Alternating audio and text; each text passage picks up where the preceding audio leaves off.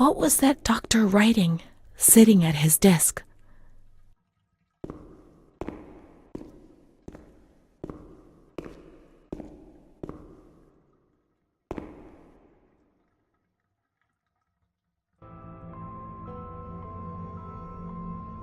September 7th, 1938.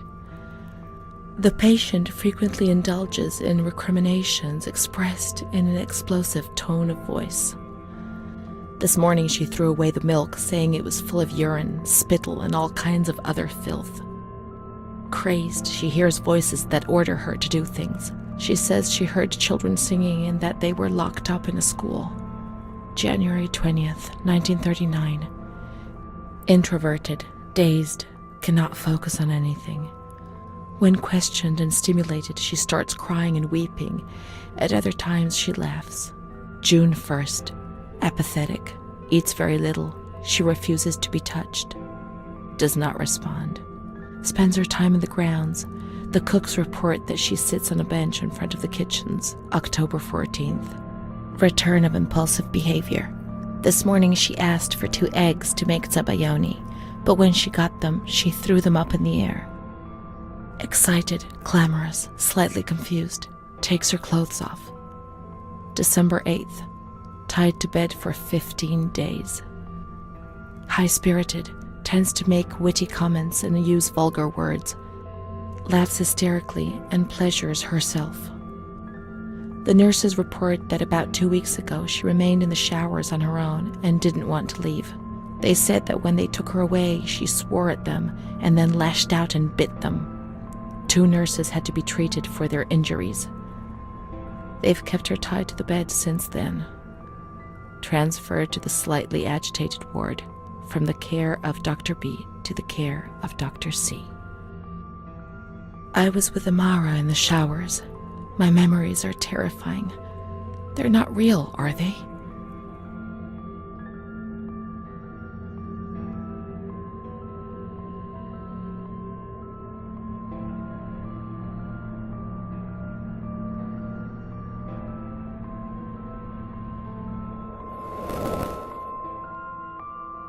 December 15th. Dr. C. Patient notes. The abnormality of her psychic state has induced her to lead a life which is irregular and tends towards delinquency. Of fickle and flighty character, she regularly discards her household duties and engages in occasional prostitution. Prostitution? No one would have ever believed a lunatic, let alone a lunatic who lives in the worst sort of sin. Could such a person ever have been subject to sexual violence? Certainly not. Her mental deficiency makes her deaf to the reprimands of her family. She has shown suicidal tendencies. She was brought to the ward yesterday, agitated and hysterical. Treated with cardiazol, 2 injections a week for 5 weeks. They were only trying to confuse us with the therapy, and my God, they succeeded. It was as if they wanted to instill the madness into us.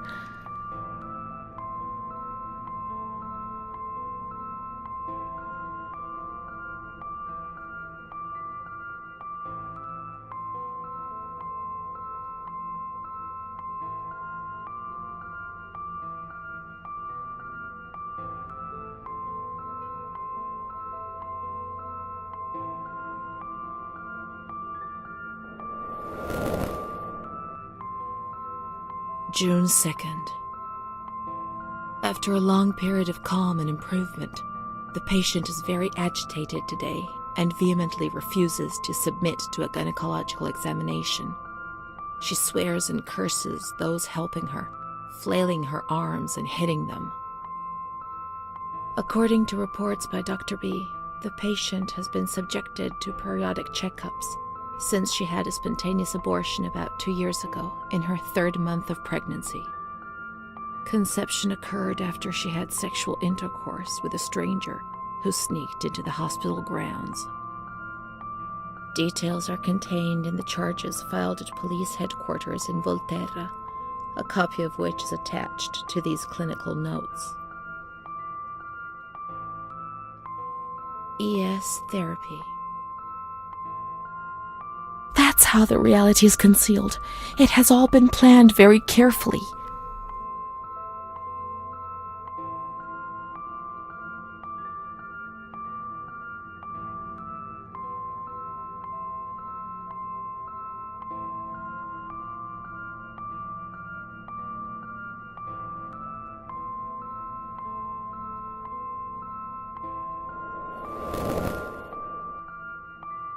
June 13th. The nurses report that she descended into a state of great mental confusion after receiving her mother's letter. She threw her soup over another inmate because she was very anxious, and then punched a nurse. Impulsive, flails about her. She rails against the doctor in vulgar terms while he is examining her, lashes out and spits. Block all correspondence to give the patient no further reason to become agitated. August 20th, tied to bed. The nurses report that the patient is extremely agitated after the visit of a relative or family friend. 2 days later, she is still shouting all the time that he commands her, that she must obey and harm herself, and that she is not Charlotte.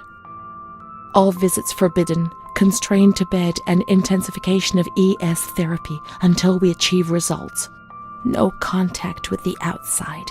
That way nobody knew what was happening within these walls.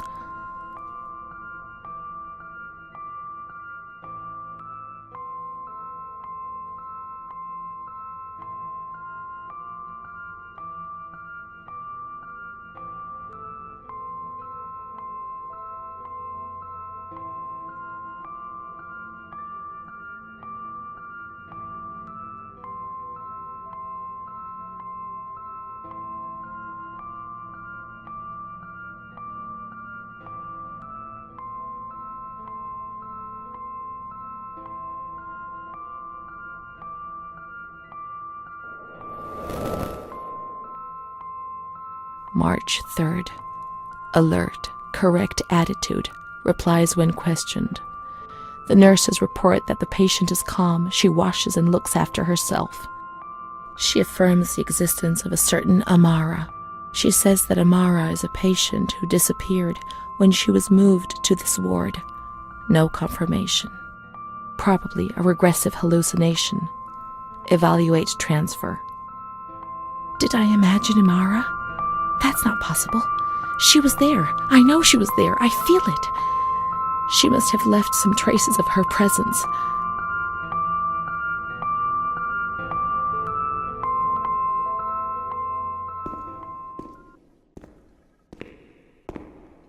We can look for her things in the storeroom containing the bundles of the patient's belongings on the upper floor.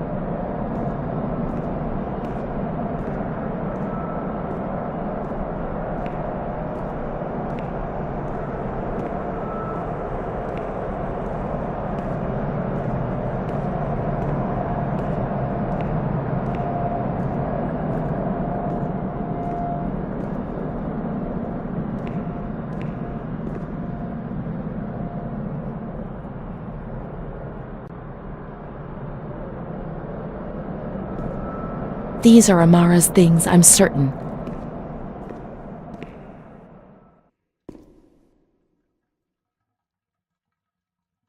Amara, there she is. She existed. She really did exist. There she is, my friend.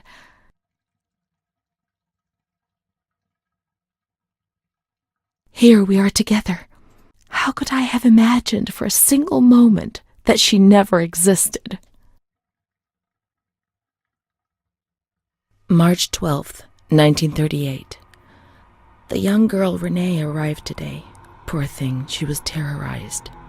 You see, she remembers the first time we met. I talked to her mother, the dear lady, and she expressed her fears to me, and I promised I'd keep an eye on her daughter. The lady told me her daughter's doll had been taken away, and this worried her, because when she becomes depressed, as she is now, Renee barricades herself in her room and can't communicate. The doll becomes her voice, eyes, and ears. Dr. B said I'll soon get out of here. I'm sorry. I'm so sad to leave Renee. I won't be able to protect her anymore. My poor friend. She was hoping to be able to get out of here, but nobody ever leaves this place. That poor girl is really ill. I am the only one she ever speaks to. I told her I was leaving, and she stared at me, saying that I would never leave. It was quite unnerving, and then she started to cry. I felt like crying too. She didn't say anything else. What worries me is that I'm sure that terrible man is watching her. He was the one who brought her here, and of all the good people, why did it have to be him? She knew. I told her everything. She knew about that man. That's why they wanted to make her disappear from my life. But I instructed a nurse friend of mine to keep an eye on her, and I'm sure she will, because she's a good woman. Her friend the nurse. I vaguely remember. She worked on this ward.